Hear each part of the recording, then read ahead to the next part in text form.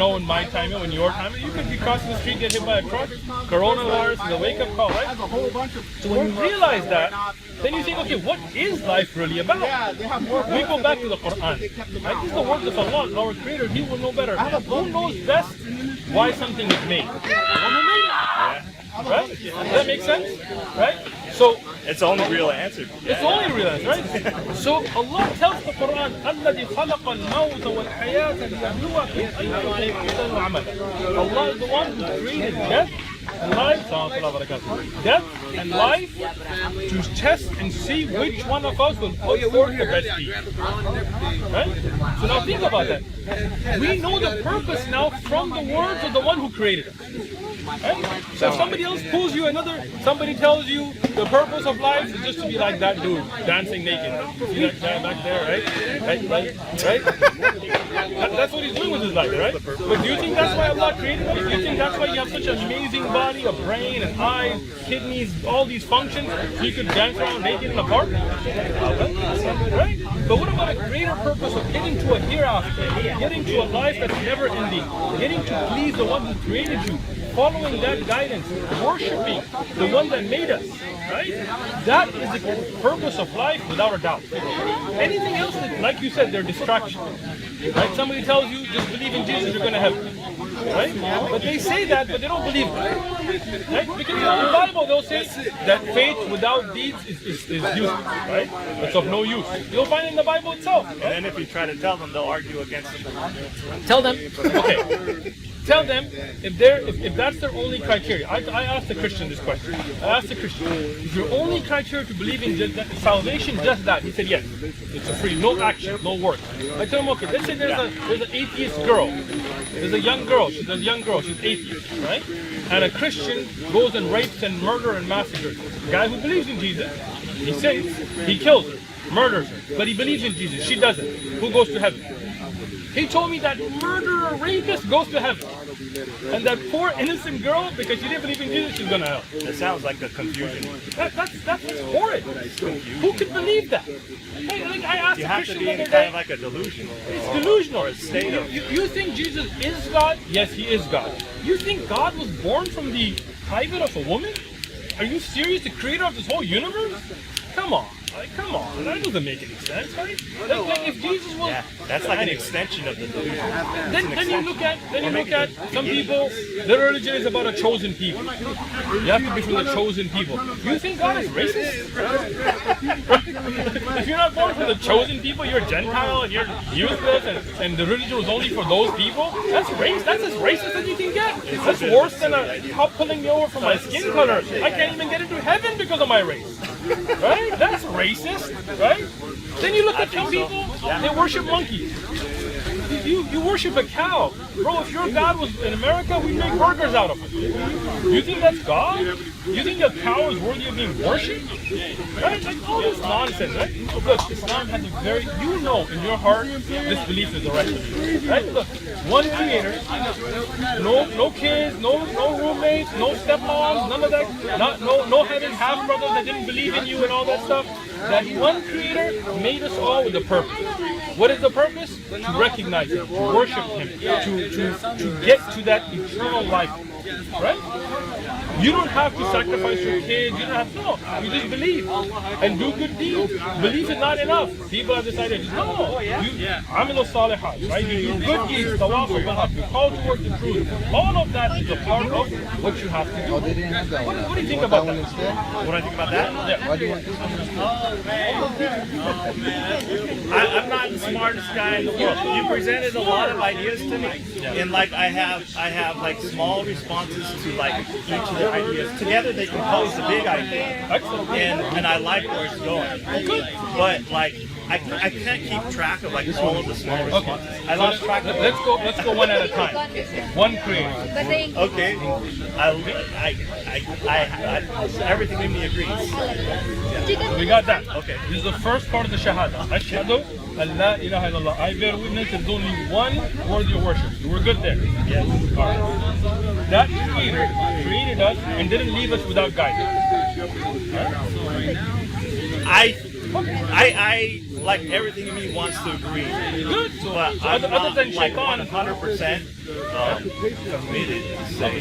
so let's talk it through that point, right? Let's say you decide that you're going to manufacture a new product the world has never seen. Okay? You're going to come up with something that's not a cell phone, but is better than a cell phone. Okay? Something that puts you in a virtual reality that you can speak to people in a way that's never been done. You're going to manufacture it, right? And then you're going to put it out on the market, right? But this new device, never been used, has very particular instructions. Would you just throw it out and be like, hey, here you go, do what you want with it? Or would you be like, no, here's the instructions of use, here's how you use it, here's what to do, here's what not to do? Which one?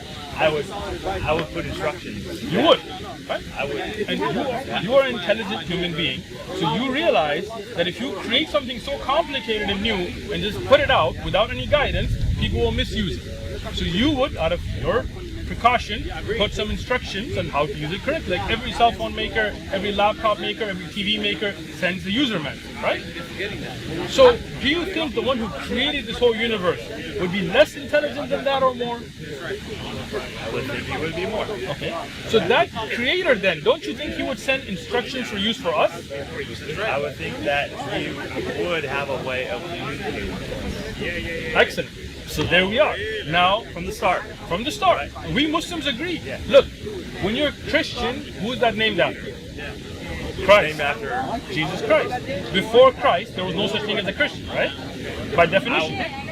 Well, Go ahead. it's all comes down to definition. I think the response comes down to definitions, and I think But the I think word Christian- I agree with what you're conveying. Okay. Judaism, if you're Jewish, if you follow Judaism, it started with Judah. Right? I mean, the name. Just take Yeah, the the name. name. Yes, The name. yes, absolutely. Yes. If you are a follower of Confucius, could you follow Confucius before he was born? Right? If you're a Buddhist, if you follow the teachings of Buddha, could you be Buddhist before Buddha was born? You're a smart guy. See, don't underrate yourself. Now, are we Mohammedans or are we Muslims? I'm not one. Okay, are you I'm a Mohammedan Muslim. I'm a Muslim, not a Muhammadan. I'm a Muslim. I'm on the same religion that Jesus was upon. I'm on the same religion Moses was upon. I'm on the same religion Abraham was upon. I'm on the same religion Noah was upon. I'm on the same religion that Adam was upon. So like you said, from day one, that same creator communicated the same message to all the prophets. Make sense? I think that's awesome. Yeah. Everything in this world has a beginning and end, right? In this world. Yeah, the material world. Material world, okay. So there is the first of prophets, Adam, right? First messenger being Noah, but first of prophets, Adam. And there's going to be the last of prophets, right? And according to the Quran, according to God's own instructions for use, the last of them was the Prophet Muhammad. So the first Adam, last Muhammad. We good? I don't know. Why not? I could because this. I want you to critically discuss. No, I don't. It's not my critique of you, but discussion. my critique of me. From what I understand, the conversation I've had is the idea of prophet in Islam. The view is pertaining to Muhammad, but like from me, when I attempt to understand what a prophet is, like. I have to view those who would be called prophets of God and also those who would be called like false prophets. Sure, I agree. In a sense, like for the religion of Apollo and with Zeus. you. I am 100% with you. Okay. I like what you're going. Right? Let's keep going. From my understanding, let's do it. Let's do it. So we don't believe just the Prophet Muhammad's a prophet. We believe in all the prophets. But let's discuss the Prophet Muhammad. Was he a prophet or not? Right. So let's discuss it. It's okay. You don't have to give an answer. Let's discuss it. Right. So a man, according to all the historians across the board, by consensus, he couldn't read or write. Right? I've never read a historian from the original who actually looked at resources like Ibn Ishaq, Ibn Hisham, At-Tabari, any of those historians that said he was literate. So he couldn't get a Bible and read it up, he couldn't get a Torah, he couldn't get books of science, he couldn't do anything. I've never heard that idea challenged before. Okay, so Yeah. so now we can come to a conclusion that he couldn't read or write, right? He was in the desert, right? He was loved by his people, well respected, right? He was before Islam, before the revelation of Quran to him. He was well accepted by his people, right? He was financially, he was an orphan, but he was okay at that time because he had business with Khadija, all of it, right? Now, that man, if he's going to be a false prophet, if he's alive, right? Let's take that, right? Is he going to try to make his life better or worse? I got no idea. But think about it. Let's say you were going to lie about making up a religion. Why would you? Money, leadership. Okay, this is actually a really good question Good. for me. Content. And I hope and I pray that anyone who hears my words will have mercy. Because in my time and my spiritual attempt to know my Creator, I spent a lot of time in Christianity and then other forms of Christianity that were very hurtful. And I was very damaged. I understand. And when I left finally for good, I left completely heartbroken. And there was an aspect of me that had spent so much time in it, and there was a spiritual aspect to me that still existed, but I had nowhere to be. Come, And let so, me give you a hug. Come here. I got you. It's Corona. It's all right. Look, I know what you're going through. So like I passed that.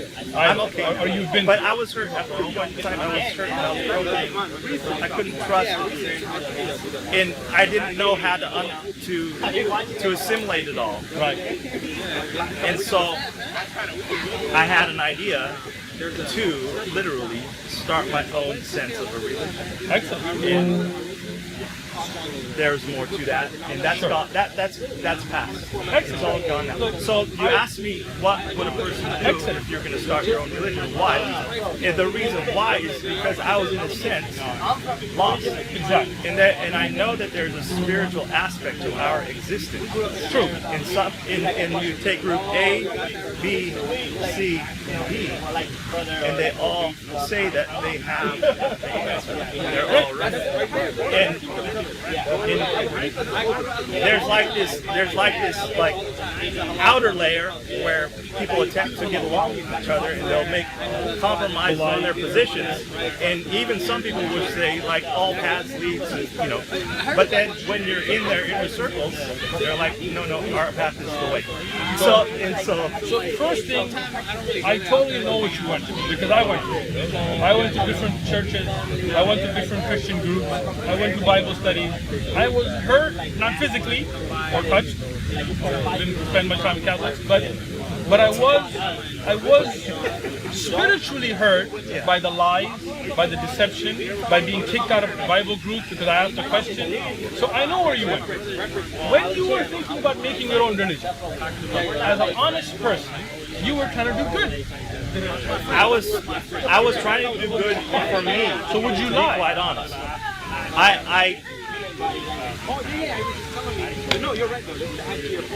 If you're doing good, ultimately the answer is yes, but it wasn't for the purpose of creating a lie, but rather for the purpose of expressing a sense of spirituality with unknowns. Okay. And I took the unknowns, I feel and I kind of assimilated. but the would you unknowns. tell people that you are getting revelation when you know you would not?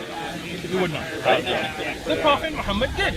Sallallahu alaihi wasallam. So let's talk through why would he do it. If he was lying to get leadership, historically, the Quraysh, the tribe, when he was calling people towards one God against idols, they told him, look, if you want wealth, we'll give you all the wealth.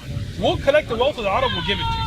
If you want women, we'll marry you to the most beautiful, any woman, put your finger, you marry her. As many as you like. They tried to silence him. They tried to silence him. They told him, look, if you want leadership, we'll make you the leader of the Quraysh. Right? He said, in historic narrations, he said, if you were to put the sun in my right hand and the moon in my left hand, I still wouldn't leave my doubt. So what does that tell you? That he was not a liar. He was not trying to immense wealth or marry a lot of women or get leadership. Otherwise, he could have got it right there. He died, sallallahu alaihi wasallam, peace be upon him, with nothing of provisions for him. He had a cloak and a bowl that was broken, and that was his world. He didn't leave any inheritance. So think through that. Like a man who's lying, why would he? Right? Now, let me ask you another question. Right? You were thinking about starting your own religion. Could you today, even the way we have today, could you say to the people, ask for a miracle, and they tell you split the moon? Could you split the moon? I can give you historic evidence, eyewitness accounts from Muslims, from non-Muslims, from Arabs, from non-Arabs, from different geographical locations that witnessed the splitting of the moon. Eyewitness, verified. More verified than George Washington's, battle of this or that. I can give you the names of Abdullah ibn Mas'ud, Anas ibn Malik, Abdullah ibn Abbas, those that were physically present, those that were like Anas ibn Malik in a different city, Medina, those tribes that were outside Mecca that saw it, those travelers that came back and said they saw it when they were outside the area, other supporting historic evidences from India and so on that show that the Prophet Muhammad, peace be upon him, split the moon. Right? So now, if you're a false prophet, how are you going to split the moon? Right? There you go. See? Now, the Prophet Muhammad, peace be upon him, he said the zakat, the money we take to give to the poor, is forbidden on him and his family. If you're a false prophet, you're going to want to... Like you see all these Christian preachers who talk about, I can't fly regular, that's a pit of demons, right? These Christian preachers with $5,000 shoes and Christian preachers talking about Jesus, but they're taking their private jets to go to their $3,000 a night hotel. They're trying to make money. All these guys that want to debate with me, I challenge them. All of them, stop taking any donations. Like, I don't take any donations. I don't get a penny. This is from our own money. I don't take a single, I work a job, I earn my money, when I teach, when I give da'wah, we don't take a single penny. If anybody gives money, it's to buy books or equipment, none of us get paid. Because I believe in what I'm doing. All these Christians that want to debate, I tell them, okay, first, don't take any money. Don't let people pay for your flight. Don't let people pay for your hotel. Don't put a Patreon account. Let's see if you really believe. Some of these guys are afraid to show their face. They're afraid. I'm here in Balboa Park, I'm not afraid. We've been attacked here before. There's videos, and I'm not afraid. Right? Why? Because I believe in my Lord. He'll protect me. But these guys don't really believe. They just talk. Right? So this is the thing. What I'm saying is, the Prophet Muhammad, peace be upon him, either we can say he was crazy. Right? But can a crazy man bring a book like this? Can he know about those nations before him that he couldn't even read and write about? Can he tell you about scientific facts that there is absolutely no way? This is a book, it's got scientific facts in the Quran that it's possible for a man in his time to have known, even in the most literate scientist, let alone an illiterate desert dweller. Right? So he can't be crazy then. He can't be a liar because he's not benefiting anything from it. He split the moon, we got eyewitness accounts. He brought such a linguistic miracle, right? That the Arab poets couldn't respond to. So how does an illiterate man who's never written poetry in his life do that? Let's say somebody else wrote it for him, right? Could be extremely brilliant. Right? Exactly, yeah. Sure. Can extremely I'm not saying brilliant... that's the answer, but let's talk it through. Extremely brilliant. Let's say he's just a natural genius. Can he split the moon? No. Einstein couldn't split the moon, right? So, nobody has. That's not a human. That's not. Man, you're a Muslim. Come on, bro. Don't play with me, man. Is this a setup? You guys pay him? Come on, man. Right? Everybody's gonna think this is a setup, man. You're on it, bro. You know that that's not under human ability. And if I show you actual eyewitness accounts, not one, not two, not three, not four, so many, we call it mutawatir. Really? I have a video on this.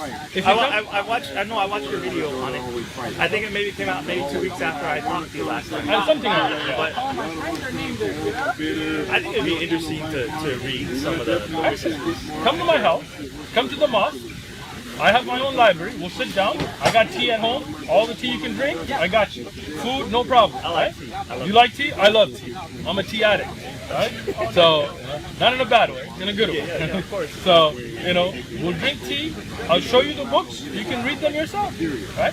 Read eyewitness accounts. Read the verification of those. When they check what's called jarh wa ta'dil, each narrator who's reported, does he have a good memory? Is he biased? Does he have, could he have physically seen it?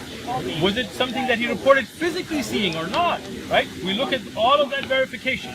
And if I show you so many sources that you yourself will say it's impossible they made it up. People that didn't know each other. When did this kind of verification develop? During that time? During the time of the Prophet. So during the time of the Prophet, how did it get verified? Think this out. The Prophet is in Mecca, early time, right? The Quraysh, the disbelievers of Quraysh, the polytheists, the Mushrikeen, Quraysh, that's the tribe. It's the tribe of the Prophet Muhammad, and most of them, peace be upon him, at that time were against him. Later they become Muslim as well. They say, show us a miracle. He says, okay, ask, what do you want? He said, split the moon. Right, this is impossible, right? He could be a genius somehow. He wrote this book, but he can't split the moon, right? He says, look up. He makes dua. He asks Allah. The moon split. Those polytheists are witnesses to it. Now check this out, right? Not just that, they say, well, maybe he did a magic trick.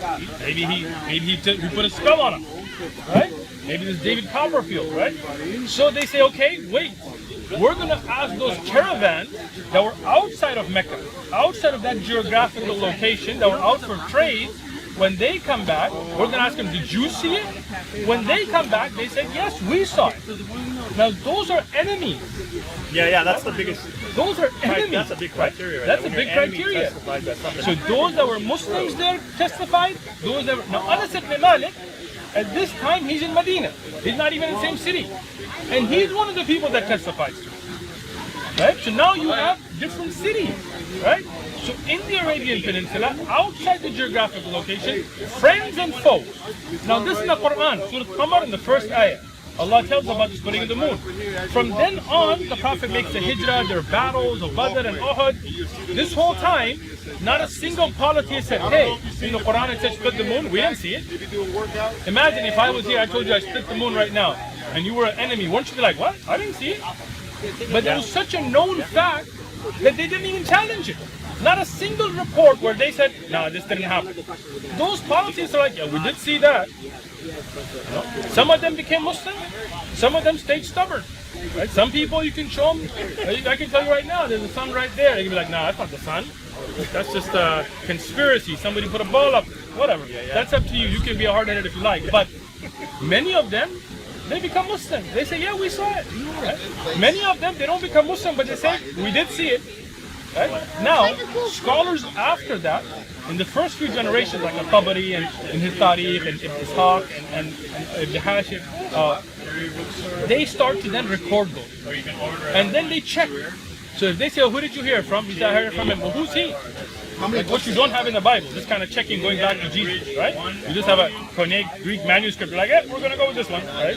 So here we're checking all the way to the Prophet. And each person, they check, okay, maybe he's a good person, but he has a weak memory. Maybe he has an eyesight issue. Maybe he had dementia. They check all, it's called dab. How accurate is he in reporting, right? Then they check their adab, their moral character. Maybe he's a liar. Maybe he has money to gain. No, none of that. Dab, adab. Then they check the chain. Is it connected? Is there any missing links? No, all the way to the Prophet. Okay. Then they say, okay, is there a contradictory record? I'm pretty impressed, to be quite honest, that people during that primitive time would be sophisticated enough to be concerned about that. This is the amazing thing. And it was a time of ignorance. It was, correct? But Islam brought that knowledge and that verification and that light that even the companions would verify narration. And I have a master's degree studying their works. Oh, really? Looking at the amazing, the companions, and then those who followed them in the first three best generations, and then those who followed them. There is a man, Ahmad ibn Hanbal, for example. He is from the first three early generations, right? And he was a scholar that memorized 1 million narrations. And he went on travels to cities to meet one person just to check one link in one narration. right? Then there is Al-Bukhari, who came up after him. And then there is Abdul Razak al-San'ani, that is the same time and a little bit earlier. Then you have Imam Malik, the great scholar of Medina. The first 100, 200 years, this whole work is going on where they're verifying and checking and compiling, right? Then you have generation after generation of scholars like Ibn Hajar and Dhabi later that go back and recheck all of that, right? So when I tell you something is no doubt a narration, I'm telling you it's been checked better than any history book in America. Right? When I talk about George Washington, I challenge anybody in this whole park to tell me who can name the eyewitness to George Washington's battle. Anybody. Right? And even if you get a historian, show me the chain from the history book back to George Washington. I can. In Hadith, right? In the Prophet's narration about splitting the moon, I can show you the whole chain. I can tell you about the biography each person. I can tell you how many wives, kids, what he did for a living, how good was his memory, which area did. I can give you all that detail about each narrator. So when you have that kind of extraordinary evidence, and then you have supporting narrations from a king of India, not through one source, through many oral traditions, through different written traditions. Now those traditions cannot be verified to our standard. Why? Because our standard, like you said, for that time was amazing. But they are verified and accepted according to their historic standard, right?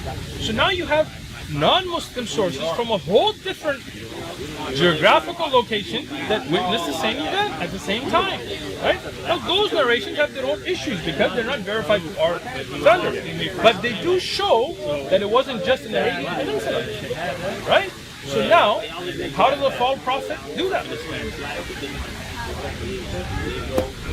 Well, Go ahead. I don't know how a false prophet can do that, but I know that the Torah talks about the message to the Jewish people, that somebody could come, a false prophet could come, and he could give signs and wonders, and he could do miracles, and that he's just a test. If he's telling you something, then what's that you're going to do your father? Pass down. So if you take that message, let's take it from the Torah, the Old Testament, right? That you would have. That's not supposed to be an accusation, though. No problem. Look. We're all friends. Just keep it coming, bro. Don't worry about it. Don't be shy. There's no taboo questions, right? So you have in the Old Testament certain statements about false prophets, no doubt, right? What would a false prophet call to? How would you? In the Torah, you have true prophets after that time as well, right? Okay. Yeah. So how would you differentiate? The message. Excellent. What is the first commandment? Hear, O Israel, your Lord is one Lord. First commandment. What is it? One Lord. Not three, not two, not 4, 6, 12, 1. Right?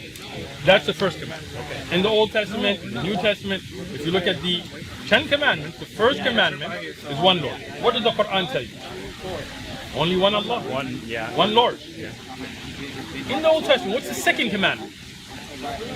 Don't worship. Do not have any gods. Exactly. Don't worship graven idol. Don't have any other God. La ilaha illallah. Same message. Right? Now when you go to a Christian church and they tell you God isn't one, he's three, and then somehow that's one, somehow that's also three, and then somehow he is God, but he's also the Son of God, but he might be God himself, but he might be fully God and fully man, but he might not be God when he was earth, but he was God, and then he wasn't God, and then he asked himself, why did you forsake me? And their God is praying to a God, and their God has a God, but the other God, the Father God, doesn't have a God. So which one is God? Right? And the Old Testament tells us God is not the author of confusion. Right? So if you use that filter now, is Paul and those Christians who came and corrupted the Christian religion and changed the message that you found in the old Bible, would those be the false prophets? Or a man named Muhammad sallallahu alaihi wasallam who came and brought the same message, the uncorrupted message, one law, one Lord, one God. Don't worship idol. Don't worship me. The Prophet said, "Don't worship me. Don't prostrate to me." Right? He said, "Worship only one God." I'm with you on that message that you're saying. Excellent. So now we both agree that the message of having one God is good. So you're good on the La ilaha illallah, right? We're good? Now we both agree that a man named Muhammad sallallahu alaihi wasallam could not have split the moon. That's a sign, right? Yeah. We agree. Yeah. If he's a false prophet, then his message should be different from that of the earlier testament. Right? Yeah. I mean, a false prophet has to distract. It doesn't keep you on the right path, right? But when his message is tawheed, is a belief in one God, not worshipping idols, believe in the messenger, believe in that creator, monotheism, no threeism, no twoism, monotheism, right? Then you would say that he is in line with that message. Right? It's not confusion, it's very clear. Right? So when he can split the moon, when he can bring a book that no Arab poet could respond to, even though he couldn't read or write, when he knew about things that the Arabs didn't know about, that the Jews tried to trick and question him about, why was Moses in Egypt? Arabs didn't know, right? He was illiterate. He wasn't a Christian or Jew. He was from a tribe of idol worshippers. The Jews tried to question him. He said, I don't know. Allah revealed to him Surah Yusuf. Right? Allah revealed the answer, right? When you see these miracles, and these are just few, water coming out of his hand, things that have been documented, right? I gave a series of lessons. I collected almost 3,000 narrations of different miracles, right?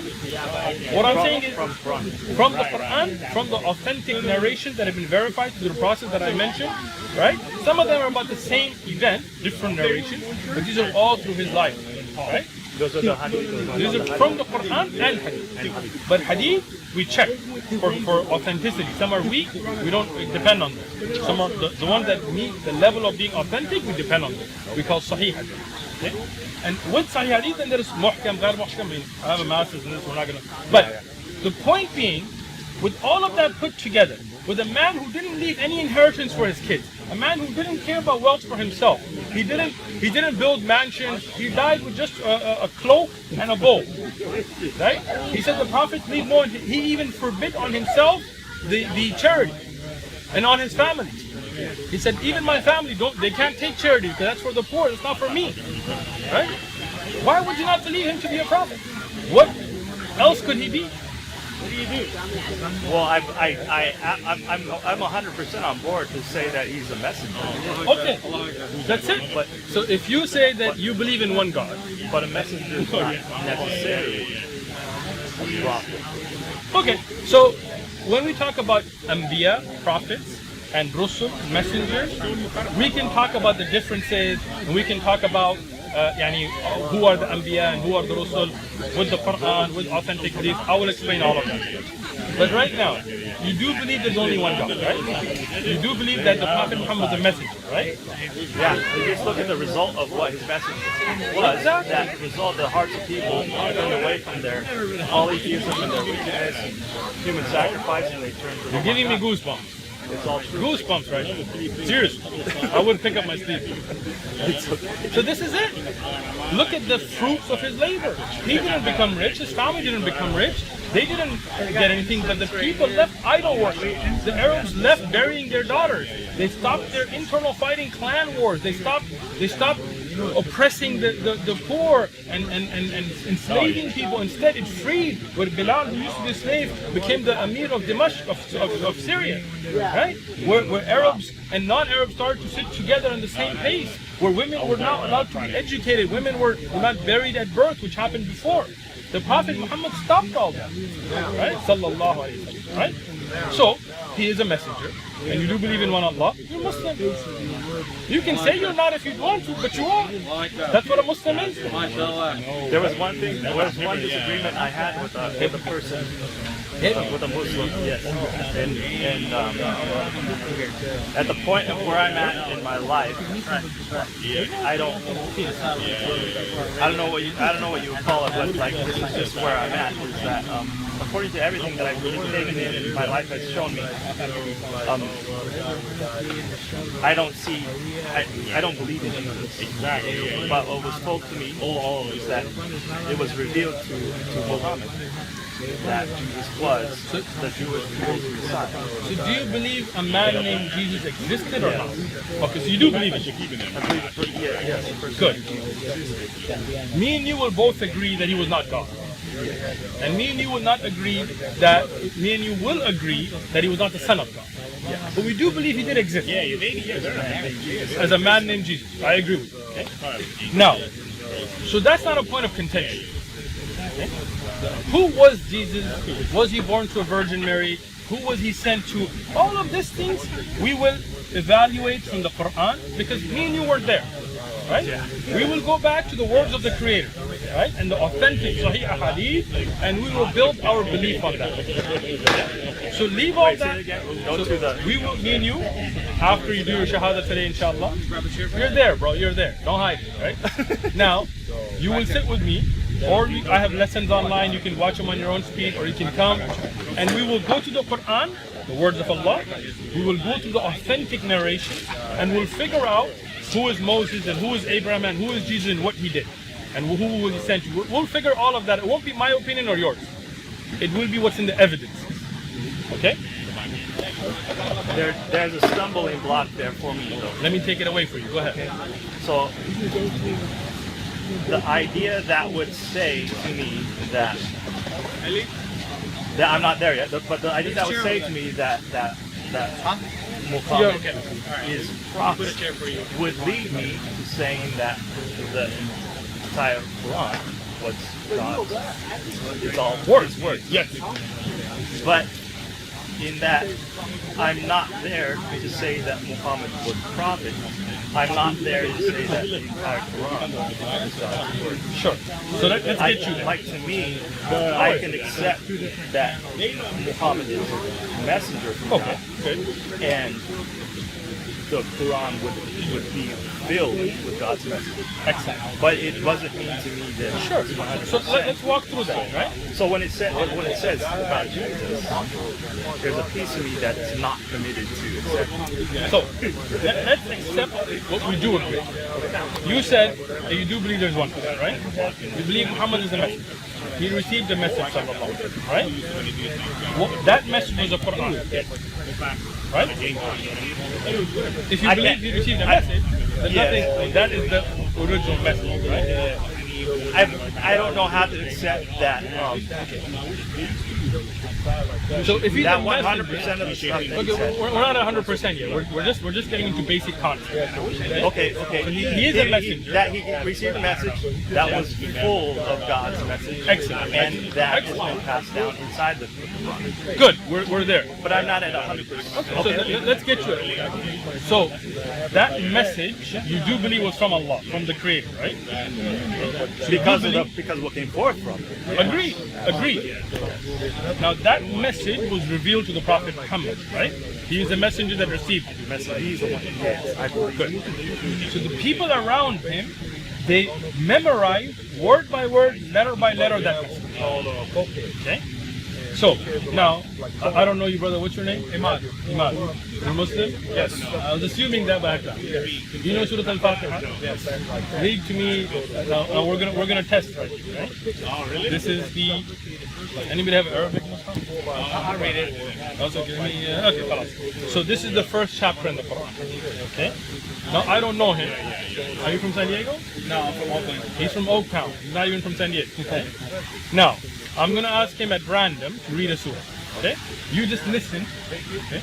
Read Al-Fatiha. أعوذ بالله من الشيطان الرجيم بسم الله الرحمن الرحيم الحمد لله رب العالمين الرحمن الرحيم مالك يوم الدين إياك نعبد وإياك نستعين اهدنا الصراط المستقيم صراط الذين أنعمت عليهم غير المغضوب عليهم ولا الضالين. آمين. That's Surah Al-Fatiha. 7 verses right here. Okay? What's your name, brother? Hassan, he's my brother, so I'm He's not your brother. gonna get Okay. somebody else. You're out then. All right. Let's use our brother here. Perfect. So he's from San Diego. Okay. He's not from Oakland. Doesn't know him. He's where are you from originally? Pakistan. Pakistan. He's Yemeni. Okay. So Maz, you know Al-Fatiha.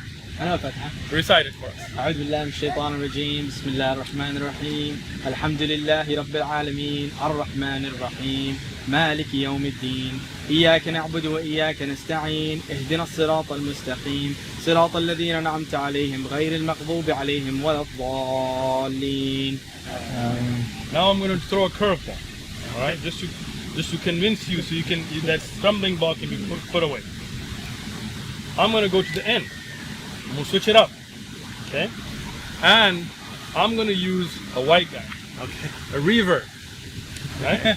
so that you don't think it's something that we've been like programmed in other countries. Okay. Brother Shahid, where are you from? What state? From Arizona. Hillbilly country. All right. So, go ahead. You know Surah Nas?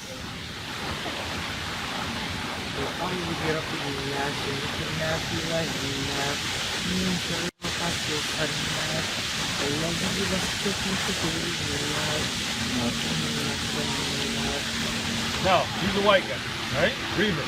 I'm gonna take it to an Iranian now, right? Milad, hit me with Surah Nas, bro. أعوذ بالله من الشيطان الرجيم بسم الله الرحمن الرحيم قل أعوذ برب الناس ملك الناس إله الناس من شر الوسواس الخناس الذي يوسوس في صدور الناس من الجنة والناس. Now think about this. That's from the beginning to the end of the Quran. Different people, some of them I don't know personally, never met them before in my life, right? Different ethnic background, Pakistanis, Iranians, Yemenis, Caucasian, American, whatever, right? Arizona guys, Oakland guys, San Diego guys, right? All different in Arabic, in the original language, memorized, and these are not scholars. Some of them may be students of ours, none of them are scholars, right?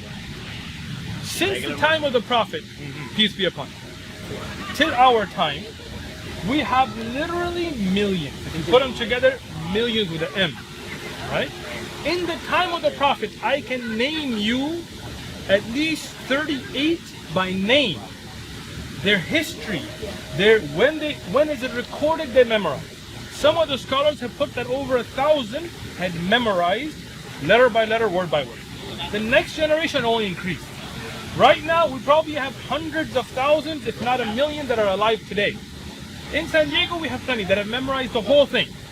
So how can any of it not be? It's been memorized word by word, letter by letter. How can it not be what? From God.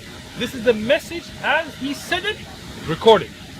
We have, now on top of that, we have manuscripts. When you go home, look up. I find that to be a reflection of how serious the devotion the person takes.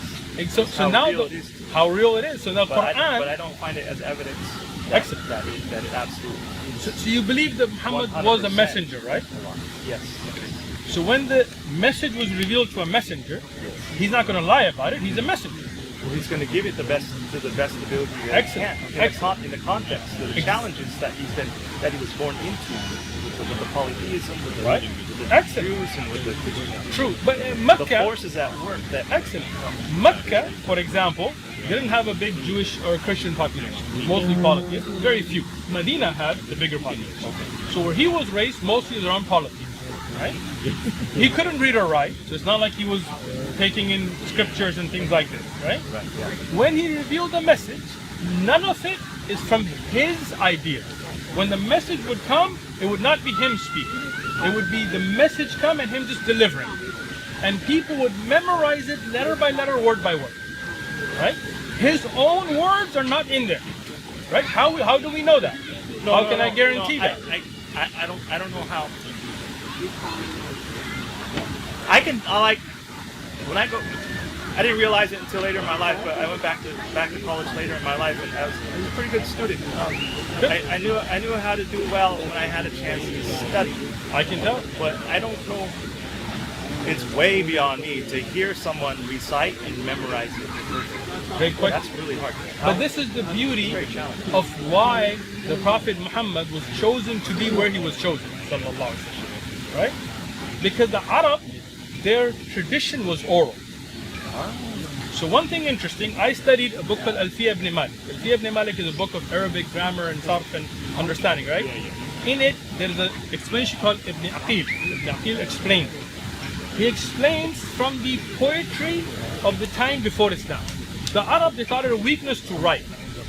Really? So what they would do is everything you said they would memorize. Wow. So you would have 10,000, 30,000 line poems that he would memorize, and 50 years later he could read. Right? So now you have a people that are well equipped, and that's what Allah, the Creator, knew when to send what prophet. So it's very easy for that time period for people to hear and memorize. Right? Now you have all these companions that listen and memorize. Now, if like you said, some of them, human beings, made a mistake, then the others would disagree. Right? If you were in a class at school and you were memorizing the professor, right? And none of us today are able to memorize like that, unfortunately, right? But if you memorize everything the professor said, and so do the other students, and you come out and you made a mistake, the other students will be like, nope, that wasn't it, right? It depends. If you're like you're really, really, really good, just the fact that you have a record of being good, Right? people But what will if- doubt themselves. What if sometimes all of before them they were doubt memorized? you. What if they were Yeah, all okay, good at okay, it? Yeah, okay. Then they would have at I'm least with you. disagreement. I'm with you. Yeah, Right? All of the companions came to what we call ijma, consensus. Ijma. I-J-M-A with a little A. Right? Consensus that this is exactly what the Prophet was revealing. They all sat down. They said, okay, what did you memorize? What did you memorize? You memorized the whole thing. You memorized the whole thing. You memorized the whole thing. You memorized the whole thing. You wrote. Bring your writings. Bring This your is memories. documented. This is documented. Preservation of the Quran. I'm going to make a video on it soon, inshallah. Go ahead. But they were oral law. They didn't believe in writing down. How was it True. documented? So there were those that, it's not that they didn't believe in writing down, but they thought it to be a weakness to write down. They thought it to be better to record. So most of them memorized. But there were those that also wrote down. Some of them, they weren't great memorizers, right? Not all of them were amazing memorizers. Many of them were. The ones that wanted to memorize, they memorized. The ones that wanted to write, they wrote, right? But you have both collections put together, and to a consensus, all of them 100% agreeing, this is exactly the message. And then that being written and memorized from that time till ours. Come on, bro. You know you're there. I'll tell you what, let's do this. You know, I'm at a point. I feel like personally, I'm to a point where I'm probably there. Like, You as far are. as my own conscience is concerned, but I also feel that like there's things in me that could be an offense. Look, don't worry about it. Listen, listen, listen. Nothing you have said and nothing that you will say will offend you. Okay? Every one of us is struggling. We have our own struggles. Every one of us is sinful. We have our own sins we struggle. We have our own demons we're battling, right? If you're waiting till you're 100% like an angel, it's never going to happen. I don't know how to agree with the Quran saying that Jesus was the Sure. Jewish people's Messiah. We don't say he was only for the Jewish people, right? We say he But was still- for, but he was for a still. time. And let's do this. Do you agree that the Quran and Allah being our creator, do you believe in that part? You do believe there's one God, right? We already agreed. Yes, one God. Okay. Yes, our Creator. Excellent. Yes, I believe that His message is in the Quran. Okay. So Do I? do I think this. I'm at that point where I can't 100%. No problem. Let's do it. Let me tell you what the Shahada is. Ashhadu an la ilaha. I've said it in my own heart before. I read it on the internet because I told you, like in my own heart, I felt like I'm already there. I read it and I've said it in my own So do heart. this. I believed it was Let's before do this. my critic. The But Shahada, Ashhadu an la ilaha illallah. Right? I bear witness there is none worthy worship except the one creator, right? And I bear witness that Muhammad is a messenger. If you believe in that, right? Believe in that. You believe in the true message that was sent, right? That he was given a message, right? From Allah. Then what we'll do is you come and we will sit and we'll go to studying the Quran. We will study the hadith. And I would like that. And Yeah, any yeah. questions I you would like have, anything, we will turn back to the Quran, the authentic narrations, and we will get the answers from there. And then you will grow. Ask your questions, offend us, don't worry about it. And as you grow, you will clear up those thoughts. You good with that? That's yeah, I'm good with that. Yeah. Let's do it. You ready? So that means because You're ready. You've already said it. You ready? All right. So, ashhadu Ashhadu an la ilaha Allah ilaha illallah. illallah Wa ashhadu wa ashhadu anna anna Muhammadan Muhammadan abduhu abduhu wa rasuluh. Wa rasul. wa rasul. Yes. I bear witness I bear witness there is none worthy of worship except Allah. there is none worthy of worship except Allah. And I bear witness And I bear witness that Muhammad that Muhammad is the servant is the servant and messenger of Allah. and messenger of Allah. Muslim. Takbir! Takbir! Takbir!